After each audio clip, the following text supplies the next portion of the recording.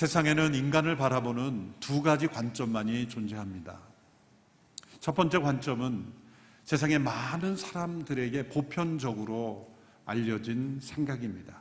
그것은 인간은 원래 선하지만 환경이 좋지 않았기에, 교육을 제대로 받지 못했기에, 또 경제적으로 어려우기에, 제도가 불충분하기에 인간에게 어려움이 일어나는 것이라는 것입니다.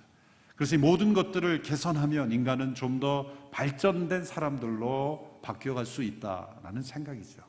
다 맞는 말 같지만 틀린 말입니다.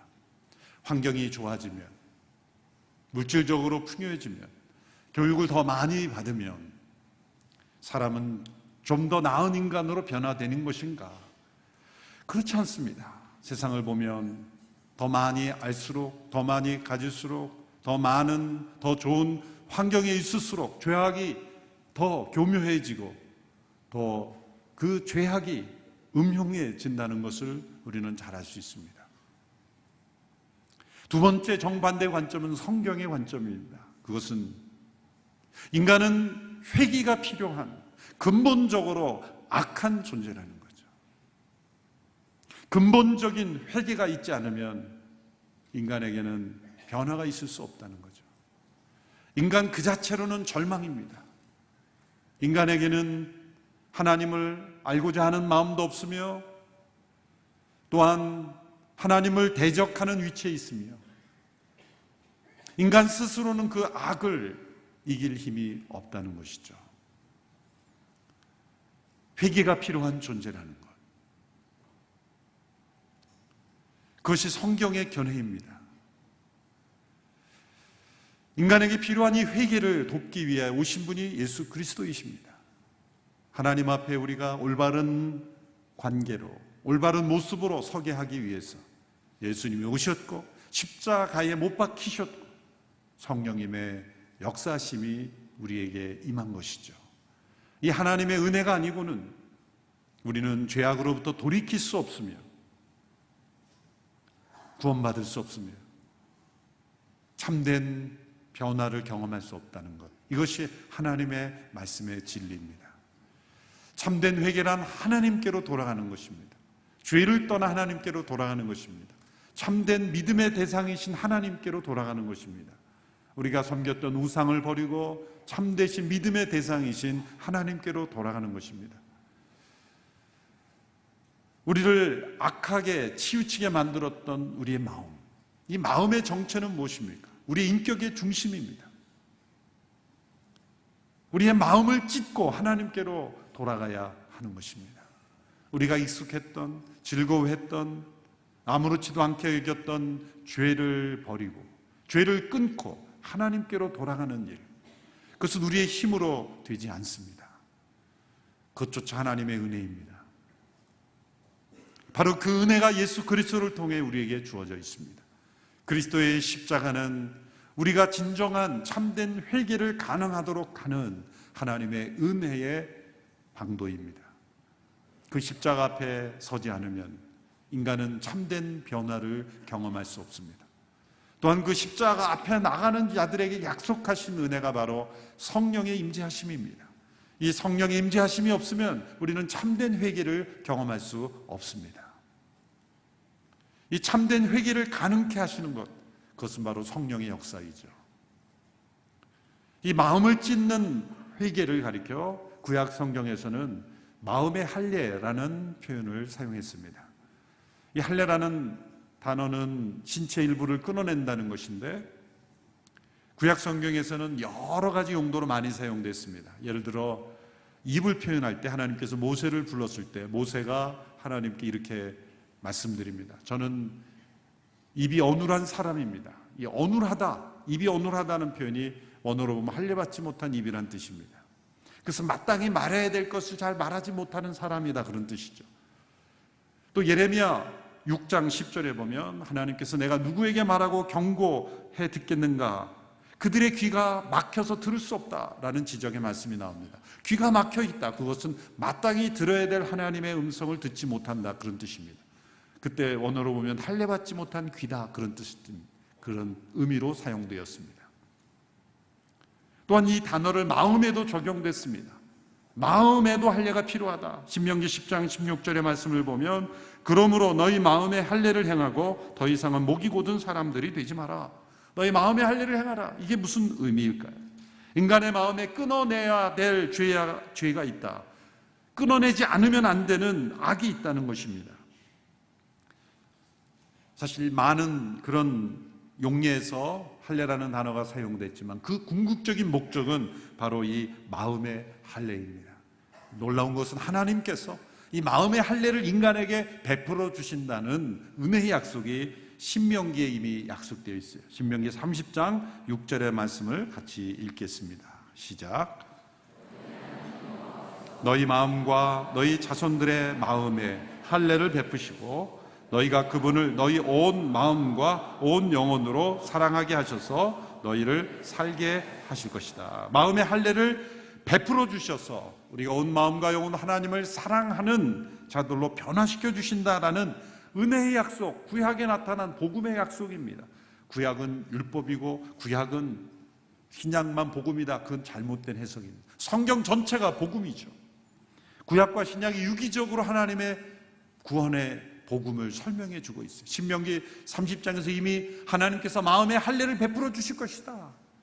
하나님께서는 율법을 명하시는 분만이 아니라 그 율법이 이룰 수 없는 것을 은혜로 우리에게 이루어 주시는 하나님이시죠.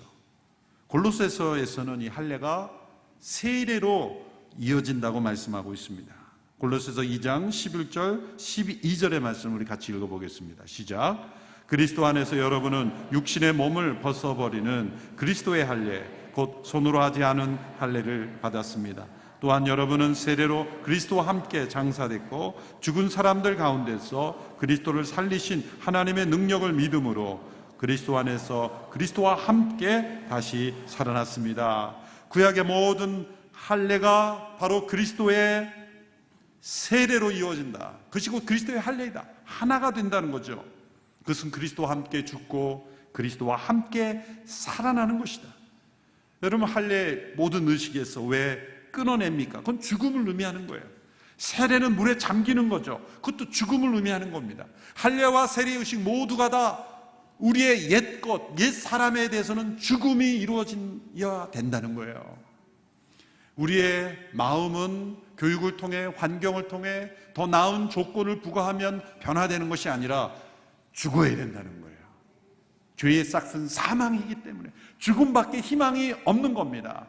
그러나 죽음으로 끝이 아니라 죽게 하고 다시 태어나게 하신다는 거예요. 옛 마음은 십자가에 그리스도와 함께 죽고 새 마음을 우리에게 넣어주시는 역사, 거듭남, 다시 태어남, 이 중생의 은혜를 우리에게 허락해 주신다. 참된 회개는 이 중생을 경험하는 체험인 것입니다. 옛 마음이 그리스도와 함께 죽고 새 마음을 성령으로 우리에게 허락받는 것. 그래서 그리스도인이 된다는 것은 보다 더 나은 삶을 살기 위하여 결단하며 추구하는 종교적 생활이 아닙니다. 옛 마음을 그리스도와 십자가에서 못 박아 죽고 성령으로 말미암아 새 마음과 새 영을 부여받아 살아가는 인생, 다시 태어나는 인생, 스스로의 결단과 노력으로 다시 태어나는 것이 아니라 성령으로 말미암아 다시 태어난 인생. 이제는 내가 사는 것 아니 오직 내 안에 그리스도께서 사신 것이라 고백할 수밖에 없는 인생인 것이죠. 모든 할례의 의식은 너희는 죽어야 하나 하나님께서 살 수 있는 길을 주신다는 것을 보여준 것이고, 신약의 세례는 그 물의 예식을 통하여 죽음을 경험하나 다시 살아나는 것을 의미하는 것이고, 그것이 곧 성령의 역사를 통해 그리스도의 십자가 앞에 나오는 모든 일에게 약속되었다는 것을 우리에게 보여주는 것이죠. 이것이 바로 성령의 세례인 것입니다. 이 성령의 세례가 약속된 말씀이 어딘지 아십니까? 바로 오늘 설교 본문이죠. 에스겔 36장. 이미 구약시대에 이 성령의 세례를 약속하셨습니다. 25절부터 27절까지의 말씀 같이 읽겠습니다. 시작. 너희 위에 깨끗한 물을 뿌릴 것이니 너희는 깨끗해질 것이다. 내가 너희의 모든 더러움과 너희의 모든 우상들로부터 너희를 깨끗하게 할 것이다. 내가 너희에게 새로운 마음을 주고 너희 안에 새로운 영을 줄 것이다. 내가 너희 육신으로부터 돌과 같이 굳은 마음을 없애고 너희에게 살처럼 부드러운 마음을 줄 것이다. 그리고 내가 내 성령을 너희 안에 주어서 너희로 하여금 내 법령을 따르며 내 규례를 지키고 행하게 만들 것이다. 성령의 세례가 참된 회개를 가능케 하시는 은혜를 주신다는 거죠. 참된 회개의 변화를 두 마음을 비교했습니다. 첫째, 돌과 같이 굳은 마음에서 살과 같이 부드러운 마음이 될 것이다. 돌과 같이 굳은 마음이라는 건 뭐냐면 돌은 생명이 없죠. 돌은 반응이 없습니다. 돌은 어떤 다른 객체와 어떤 관계를 맺을 수가 없습니다. 그처럼 죄악 가운데 있던 우리의 옛 마음은 하나님에 대하여 무감각하다는 거죠. 많은 사람들이 돌과 같이 단단한 굳은 마음을 가졌기에 하나님을 알 수도 없고 알고자 하는 마음도 없고 전혀 관계없는 죽은 마음, 그것을 깨뜨리시고 이제 그 안에 생명이 있는 우리의 살과 같은 반응할 수 있는, 느낄 수 있는, 접촉할 수 있는, 교제할 수 있는 부드러운 마음을 우리에게 주신다는 거죠. 하나님께 기도할 수 있고 하나님을 느낄 수 있고 하나님의 음성을 들을 수 있고 하나님께 나아갈 수 있는 살아있는 마음, 부드러운 마음을 우리에게 주신다는 것이죠. 자, 이렇게 다시 살아난 살처럼 부드러운 마음의 가장 중요한 특징을 오늘 본문의 마지막 구절에서 말씀하고 있는 것이죠.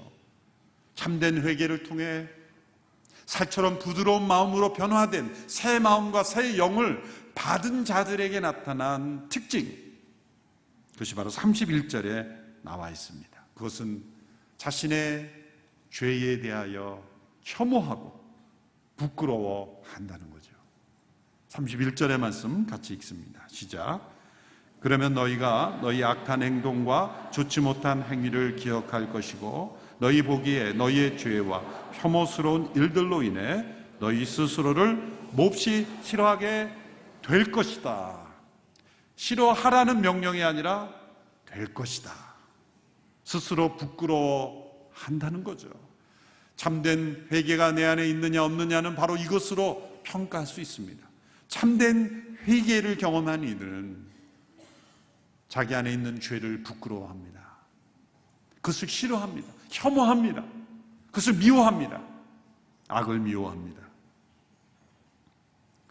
이 시대는 점점 죄를 부끄럽게 여기지 않고 정당화하는 시대가 되었어요. 합리화 정도가 아니라 정당화하고 그것을 합법화하기까지 합니다. 죄 자체는 문제가 아니다. 죄는 상대적인 것이다 가르치죠.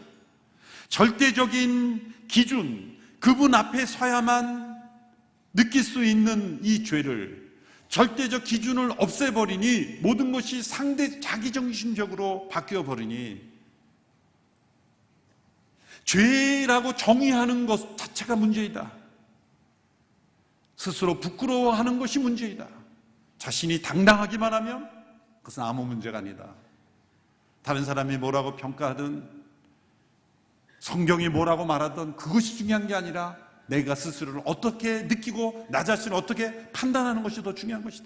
가장 중요한 것은 무엇이든지 당당하라는 거죠. 부끄럽게 여기지 말라는 겁니다.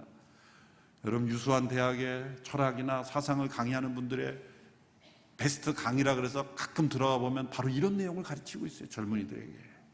너 자신에게 당당한 것이 중요한 것이지 어떤 기준 앞에서, 어떤 종교가 가르치는 기준 앞에서 너 스스로를 부끄럽게 여길 필요가 없다. 내 자신이 기준이 되라는 거예요. 이게 포스트 모던의 사상의 핵심이에요. 절대 기준은 없다는 거예요. 세상에 절대적 기준은 없다는 거예요. 절대적 선도 없고 절대적으로 옳은 것도 없기 때문에 모든 것이 상대적이라는 거예요. 절대적 기준이 없다라고 그렇게 부르짖는 이 사상의 핵심의 모순이 어디 있습니까? 절대적 기준은 절대로 없다라는 이 주장만은 절대적이라는 거예요. 그것만 봐도 이게 거짓말이라는 건 알죠. 아니 절대적 기준 없다고 그렇게 부르짖는 사람들이 모든 것이 상대자라 그러면서 이 주장만큼은 절대적이라는 거예요. 이게 진리라는 거예요. 그러면 있네요. 그들이 절대적 기준이 있다라는 걸 그들이 말한 거네요. 이 엄청난 거짓말이 세상에서 가르쳐지면서 이 시대는 부끄러움을 모르는 시대가 되어버리고 말았어요. 자기 자신이 부끄럽지 않으면 누가 뭐라 그래도 나는 부끄럽지 않은 거예요. 하나님께서 인간을 다른 피조물과 다르게 창조하신 것은 뭡니까? 많은 것이 있지만 죄에 대하여 부끄러움을 가진 존재로 창조된 것입니다. 다른 어떤 동물에게도 없는 것, 이것이 부끄러움을 느낄 수 있는 존재라는 거죠. 아담과 하와가 하나님께 불순종했을 때 하나님께서 그들을 찾으셨죠. 내가 어디 있느냐? 이것은 지리적 위치를 물어보는 것이 아닙니다. 외적인 행방을 물어보는 것이 아니라 마음의 상태, 내적인 행방을 찾으신 거죠. 왜 물어보셨습니까? 부끄러움을 느끼라는 거죠. 하나님께서 인간을 창조할 때 넣어주신 죄에 대하여 부끄러워할 수 있는 능력을 자극한 거고 그것에 호소한 거예요. 내가 왜 이런 상태에 있지? 라고 질문을 던짐으로써 부끄러움을 느끼고 회개하며 하나님 앞에 나오도록 촉구하신 거죠. 그게 내가 어딨냐라는 질문이에요. 그런데 아담과 하와는 어떻게 반응했습니까? 그들은 부끄러움을 가리기 시작했어요. 무화과 나무 잎으로 옷을 만들었고 나무 뒤에 숨음으로써 자신이 부끄러움을 숨기기 시작했습니다. 그것을 하나님 앞에 부끄러워하고 회개로 나가야 되는데 부끄러워하지 않으려고 감추고 숨김으로써 자신을 정당화하기 시작했다는 거예요. 바로 이 모습이 우리 현대인들의 모습 아닌가요? 아담과 하와 이후의 모든 인간은 감춥니다. 부끄러움, 하나님 앞에 우리가 죄를 부끄러워하는 것을 정직하게 부끄러워하며 회개로 나가기보다는 감출 수 있는 만큼 감추고 숨길 수 있는 만큼 숨기고 어떻게 들키면 그때 조금 인정하고 들켜도 어떻게 하면 인정 안 하려고 하고 계속해서 그 부끄러움을 감추고 또 감추는 행위, 이것이 회개를 거부하는 인간의 모습이에요. 부끄러움을 피하는 타락한 인간의 아주 자연스러운 반응이죠.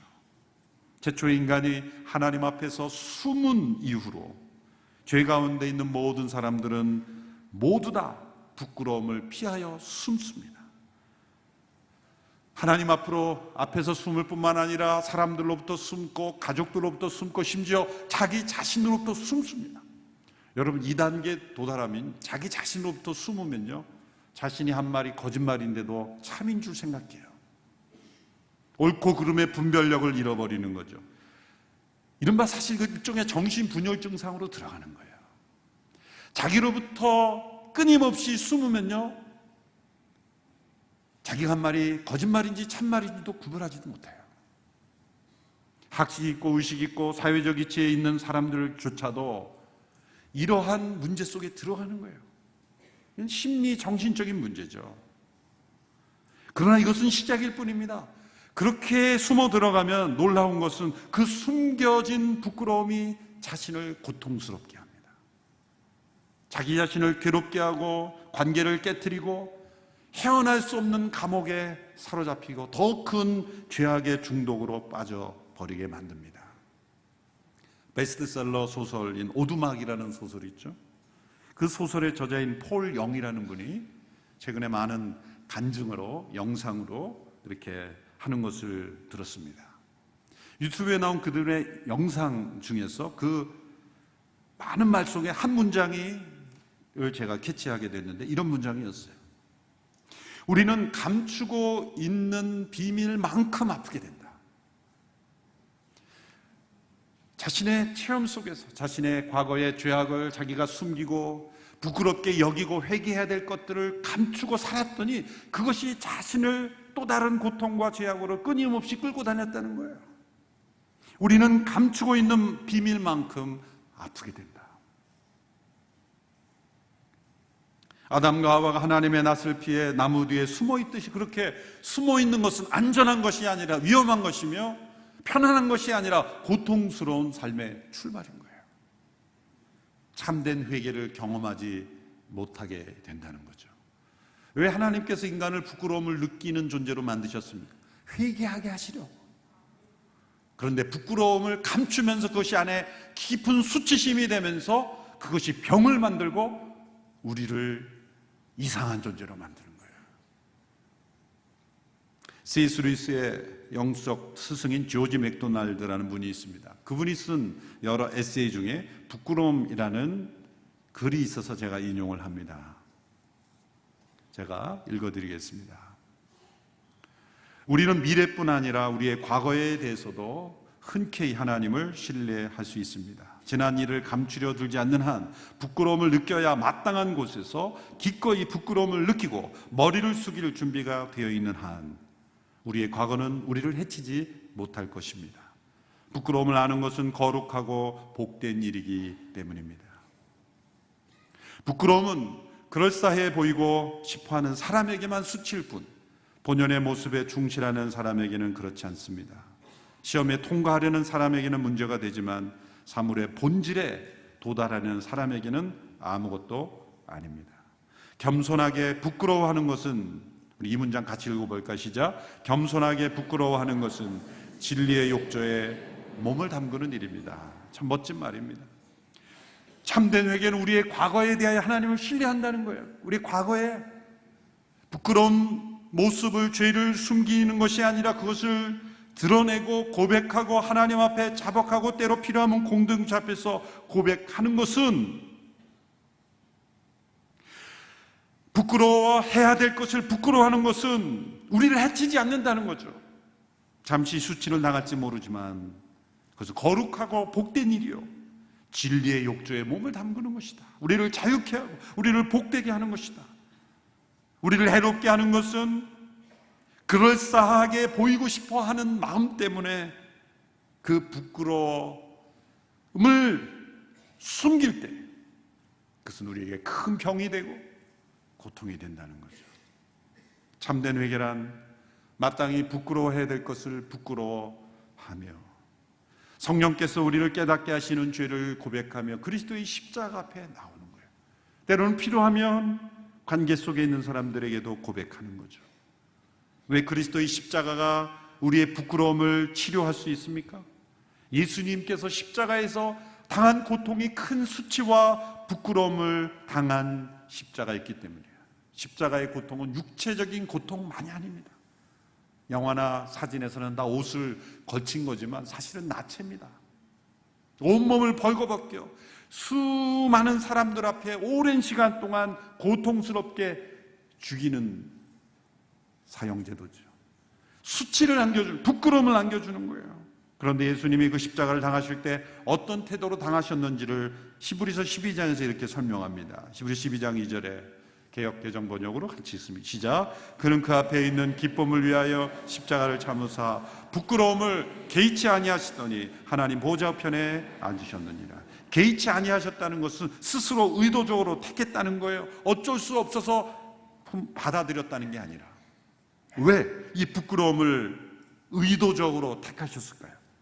그것은 우리가 죄로 말미암아 담당해야 될 모든 부끄러움을, 죄가 가져온 모든 수치심을 다 담당하시는 일이기 때문이었습니다. 세상의 어떤 수치스러움도 십자가에 못 박힌 그분의 수치심과 비교할 수 없는 거예요. 우리가 수치스럽다 그래도 어느 정도는, 억울하다 그래도 어느 정도는 죄가 있기 때문에 그런 부끄러움에 처하게 된 거예요. 그러나 예수님은 아무 죄가 없는 100% 의로우신 분이 가장 수치스러운 자리에 처했을 때의 그 수치는 얼마나 큰 수치였겠습니까? 그 수치를 담당하게 하심으로 그 그리스도의 십자가 앞에 자신의 수치스러운 죄를 고백하고 나오는 자들에게 하나님은 용서와 치유의 은혜를 베풀어 주신다는 거죠. 놀랍게도 우리 안에 우리를 괴롭히고 우리를 아프게 했던 모든 수치스러움이 드러나고 십자가 앞에서 치유되는 역사가 일어난다는 거죠. 더 큰 축복은 과거의 수치를 씻어줄 뿐만 아니라 미래에는 다시는 수치스러운 일을 행하지 않도록 부끄러운 일을 거부할 수 있는 능력을 우리에게 주신다는 거예요. 참된 회개의 축복입니다. 부끄러워하는 거예요. 부끄러운 일을 행하지 않게 되는 거예요. 죄를 미워하고